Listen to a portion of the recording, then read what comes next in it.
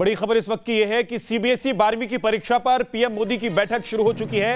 राजनाथ सिंह, प्रकाश जावड़ेकर इस बैठक में मौजूद हैं। सीबीएसई के चेयरमैन भी बैठक में मौजूद हैं। शिक्षा मंत्रालय ने राज्यों से सुझाव मांगे थे। 12वीं की परीक्षा पर राज्यों से सुझाव मांगे गए थे। सीधे आपको लेकर चलते हैं इस बैठक में। कंडक्ट करवाया जाए और एग्जाम एक बार ना हो कि दो बार 2 फेजेज में करवाया जाए। जो स्टूडेंट फर्स्ट फेज में नहीं अपीयर हो सका दूसरे फेज में अपीयर हो सके। तो ये तमाम ऑप्शन है, इन सारे ऑप्शन पर विचार किया गया है और जाहिर तौर पर जो मीटिंग हुई थी उसमें ये जो सजेशन आए थे, जो जिन ऑप्शन की बात मैंने की, उन सब के बारे में प्रधानमंत्री को ब्रीफ किया जाएगा और जो स्टेट की तरफ से जो सुझाव मिले हैं, रिटेन में जो सुझाव उन्होंने दिए हैं, जिनकी डेडलाइन 25 मई तक थी, उनके बारे में उसको ब्रीफ किया जा रहा है कि क्या क्या सुझाव आए हैं, उनके बेसिस पे कैसे आगे क्या डिसीजन लिया जा सकता है। तो इस हिसाब से देखें तो ये काफ़ी इम्पोर्टेंट मीटिंग है और उम्मीद की जा सकती है, स्टूडेंट्स भी ये उम्मीद कर रहे हैं कि जल्द से जल्द, चूंकि इतने हाई लेवल पे मीटिंग हो रही है, प्रधानमंत्री खुद इस मीटिंग को चेयर कर रहे हैं, तो ऐसे में स्टूडेंट्स को उम्मीद है कि जल्द से जल्द कोई किसी निर्णय पर पहुंचा जा सकेगा ताकि जो कंफ्यूजन की स्थिति है उसको दूर किया जा सके। जी निशांत, आप बने रहे। सुधाकर भी जुड़े हुए हैं हमारे साथ, हमारे सहयोगी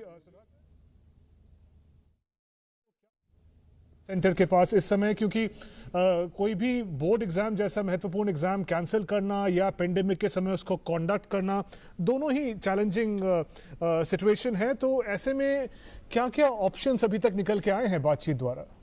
जी बिल्कुल, और देखिए शुभेंदु, यही वजह है कि एक वाइडर कंसल्टेशन की प्रक्रिया केंद्र की तरफ से अपनाई गई। सभी राज्यों के साथ बातचीत की गई, उनके साथ बैठक की गई।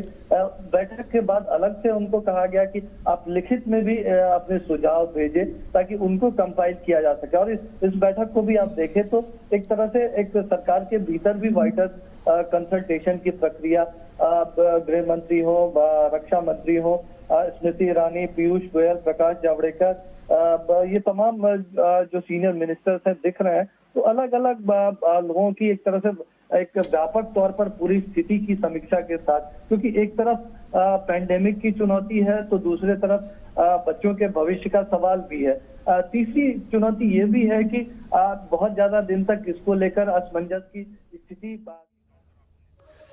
तो सीबीएसई की 12वीं की परीक्षा को लेकर यह अहम बैठक चल रही है और बताया जा रहा है कि इस बैठक के बाद कुछ बड़ा फैसला लिया जा सकता है, कुछ बड़ा ऐलान किया जा सकता है।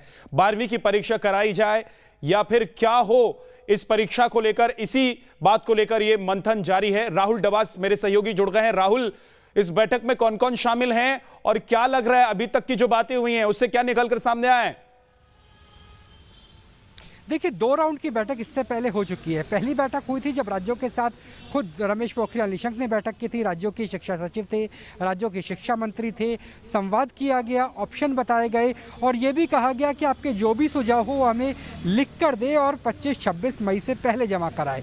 उसके बाद दूसरे दौर की बैठक होती है जो मंत्री समूह की बैठक होती है, जिसकी अध्यक्षता रक्षा मंत्री राजनाथ सिंह के द्वारा की जाती है, जिसमें स्मृति ईरानी, पीयूष गोयल, प्रकाश जावड़ेकर, रमेश पोखरियाल निशंक तमाम लोग होते हैं और ये तय करते हैं कि अगर हम कोई मैकेनिज्म बनाते हैं तो उसे इंप्लीमेंट कैसे किया जाएगा, क्योंकि पूरे भारत का मामला है। और उसके बाद ये फाइनल राउंड की मीटिंग है जो आज हो रही है, जिसकी अध्यक्षता प्रधानमंत्री नरेंद्र मोदी कर रहे हैं। और इसके अलावा जो महत्वपूर्ण सदस्य हैं उसमें शिक्षा सचिव है, दोनों शिक्षा सचिव हैं, जो स्कूल एजुकेशन के है वो भी, हायर एजुकेशन के है वो भी, क्योंकि 12वीं का एग्जाम बहुत क्रूशल है। इसके बाद जो आपकी एजुकेशन होगी, टेक्निकल हो, कॉलेज हो, यूनिवर्सिटी हो, हायर एजुकेशन में जाता है और स्कूल एजुकेशन वहाँ खत्म हो जाती है। तो दोनों शिक्षा सचिव है, सीबीएसई के चेयरमैन है, रक्षा मंत्री खुद यहाँ पर मौजूद है, प्रकाश जावड़ेकर मौजूद हैं। तो कुल मिलाकर ये जो बैठक है ये अंतिम बैठक मान के चलिए, इसमें तय हो जाएगा रूपरेखा कि किस तरीके से एग्जाम करवाया जाएगा, नहीं करवाया जाएगा। करवाया जाएगा तो सब्जेक्टिव होगा, ऑब्जेक्टिव होगा, 3 घंटे से 90 मिनट होगा, 30 मिनट होगा। कितने विषय का कराया जाएगा, क्या 15, 18, 20 विषयों से आधार पर ही आपको बाकी नंबर दिए जाएंगे? और नहीं कराया जाएगा तो क्या ऑनलाइन ऑप्शन है, ओपन बुक एग्जामिनेशन जिसमें क्वेश्चन पेपर पहले दिए जाते हैं, छत्तीसगढ़ का उदाहरण ले लीजिए, क्या वो ऑप्शन किया जा सकता है? और क्या पुराने 3 साल 2 साल के आधार पर जो आपका इंटरनल पेपर हुआ, असेसमेंट हुआ, असाइनमेंट सबमिट किए गए, प्रैक्टिकल हुआ, उसके आधार पर नंबर दिए जाएंगे? क्योंकि पेरेंट्स और स्टूडेंट्स दोनों की नज़रें बहुत ज़्यादा लगी हुई है।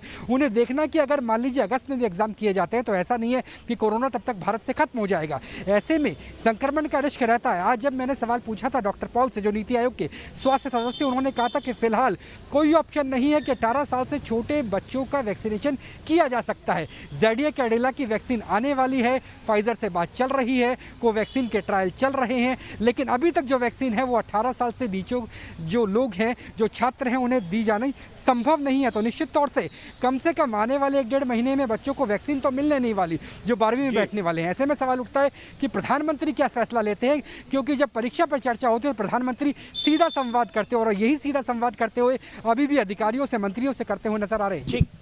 ठीक है राहुल, आप नजर बना कर रखिए, जो भी अपडेट होगा उसके लिए आपके पास लौट कर आएंगे।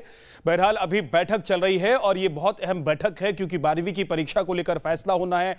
ऐसे में जो भी फैसला होगा वो आने वाले दिनों में जो 12वीं के बच्चे हैं इस वक्त जो इंतजार कर रहे हैं कि उनकी परीक्षा होगी या नहीं होगी, उनके लिए बहुत अहम होने वाला है।